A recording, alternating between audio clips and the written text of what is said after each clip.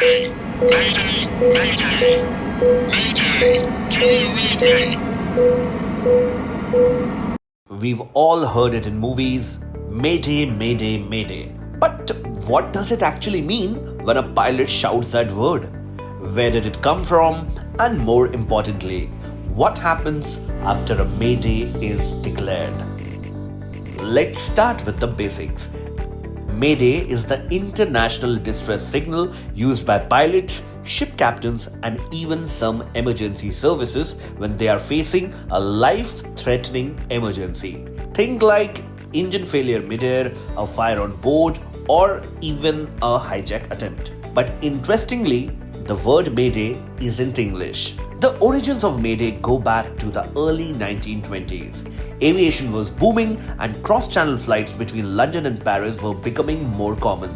Here's where a man named Frederick Stanley Mockford comes in. He was a senior radio officer at Croydon Airport in London, one of the busiest airports at the time. He was tasked with coming up with a word that could easily be understood by pilots and ground staff, especially in bad radio conditions.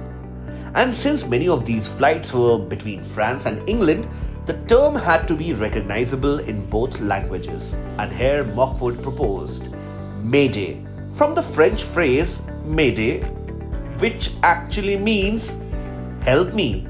It was officially adopted in 1923 and has remained the gold standard distress call ever since. And here's something you might not know. When a pilot says Mayday, they have to repeat it 3 times. Mayday, Mayday, Mayday.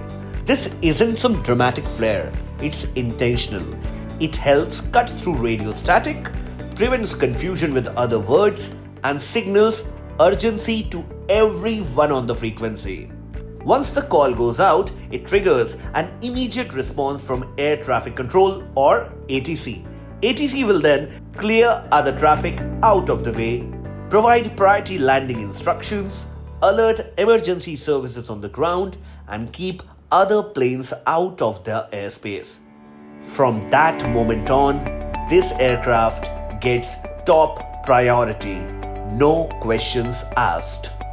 It's a system that's been proven to work time and again. But it's not the only phrase pilots can use. There's also something called a pan-pan call. Pan-pan from the French word pan means breakdown. It's used for urgent but non-life-threatening situations like a radio failure, a fuel imbalance, or a minor mechanical issue. So think of pan-pan as the yellow alert, while Mayday is the full red alert. By the way, there are strict guidelines for declaring a Mayday. Pilots are trained to follow the ICAO protocol, that's the International Civil Aviation Organization protocol. While declaring a Mayday, they are expected to include the following: who they are, what's happening, where they are, and what they need. For example, Mayday, Mayday, Mayday. This is Delta 315 engine failure, 10 miles southeast of Denver, descending through 8,000 feet, requesting immediate landing. You've probably heard of Captain Chelsea Sully Sullenberger, who safely landed US Airways Flight 1549 on the Hudson River after a bird strike took out both engines. His calm Mayday call helped coordinate a miracle landing that saved 155 people on board. Behind every Mayday is a network of coordination: air traffic controllers, emergency crews, airport operations, and often nearby aircraft. That's how powerful and respected a Mayday call is. But Mayday isn't something to joke about. Falsely declaring a Mayday is a criminal offense in many countries, considered equivalent to making a fake bomb threat or calling 911 as a prank. Thankfully, Mayday calls are rare. Modern aircraft are incredibly safe and pilots go through rigorous training for emergencies that most of us will never see. But it's comforting to know that if something goes wrong, there's a single word born in the 1920s that can still cut through all the noise: Mayday.